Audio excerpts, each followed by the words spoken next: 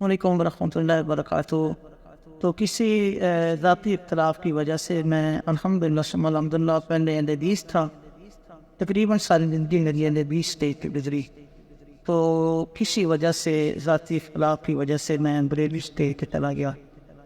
تو الحمدللہ ثم الحمدللہ توبہ کا دروازہ بند نہیں ہوا تھا، تو جتنی دیر سانس چلتی رہتی ہے توبہ کا دروازہ کھلا رہتا ہے۔ الحمدللہ ثم الحمدللہ مجھے اللہ تبارک تعالیٰ نے توفیق عطا فرمائی، تو میں تقریباً قرآن و حدیث سے دور چلتا گیا، نکلتا رہا۔ اس دوران میرے سے مولانا معید کنر جوری صاحب، مولانا نواز چیمہ صاحب، شیر شاکر صاحب اور حضرت علامہ شیخ احمد علی سسری صاحب بارہا رابطے میں رہے، اور مجھے بارہا قرآن حدیث کی روشنی میں بیانات فرماتے رہے۔ الحمدللہ ثم الحمدللہ میں پوری طور پہ توبہ طیب ہو گیا ہوں۔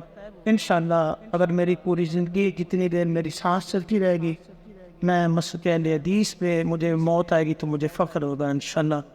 الحمدللہ ثم الحمدللہ۔